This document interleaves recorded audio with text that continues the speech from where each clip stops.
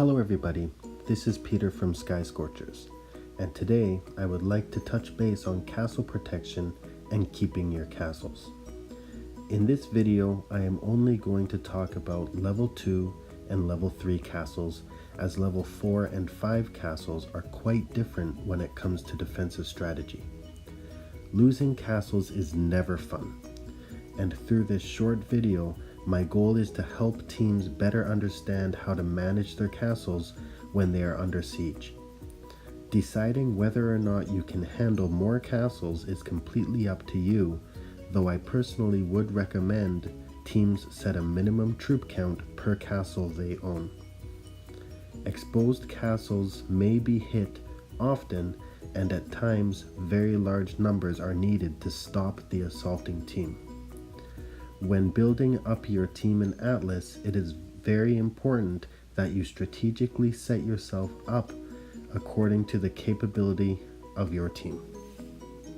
The most important topic I want to cover is bubbles. What are they? And what does it mean for your team? Bubbles are activated when a certain predetermined number of the castle owner's troops are killed. This number is based on the level of your castle's fort.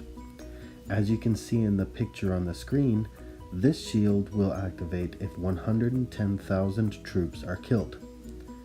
Once the shield is activated, a bubble will appear over your castle for a set amount of time, and a timer will start counting down in that tab.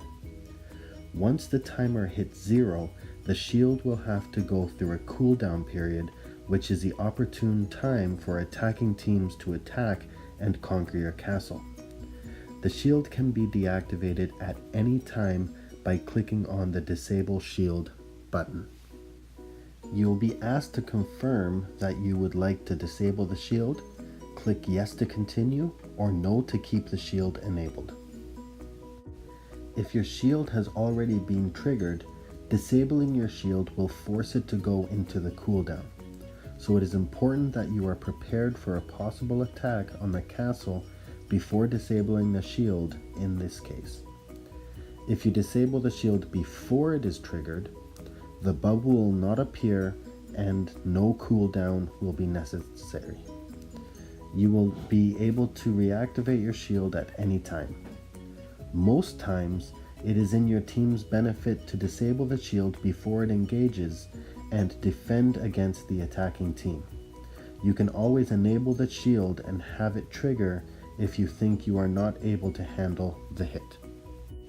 If your shield was triggered and you try to enable the shield again, a timer will show up telling you how much time is left on your cooldown. This is information you ideally don't want your enemy to know, as it tells them how much time they have to work with. Anyone who is on your castle has visibility to this timer. Once you disable your shield for cooldown, set your timer on your phone and leave your shield disabled until the cooldown is complete. When the cooldown is completed, hit enable to turn your shield back on and ensure you have bronze primarchs surrounding the castle. For a level 2 castle, there is a 24-hour bubble with a 3-hour cooldown. And for a level 3 castle, there is a 12-hour bubble with a 6-hour cooldown.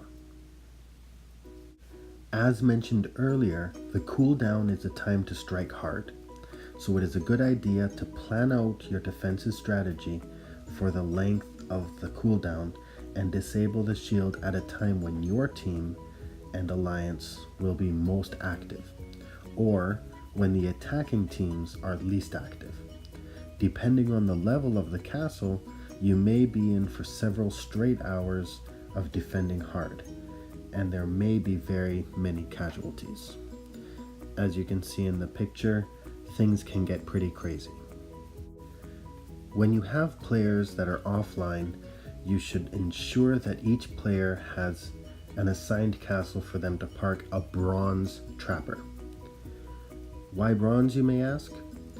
As we covered earlier, the shield is triggered after a certain amount of troops are killed. When a bronze Primarch is hit, only 7,500 troops are lost, whereas silver Primarchs can lose up to 25,000 in one hit. If you have a level 2 castle, your shield will engage after 3 short hits.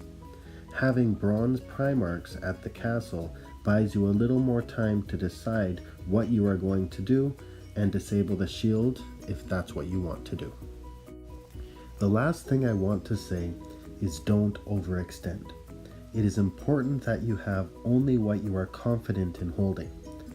Budget how many troops you may need to defend incoming attacks and try not to hold too many castles as to spread yourself thin. Without numbers, it is very difficult to effectively cover all owned castles if you have too many. Try to keep your castles with access to a minimum and your troop base big enough to justify the amount of castles you own. The last thing a team wants is to lose a castle. Thank you for listening, and I hope I didn't bore you to death. Bye for now.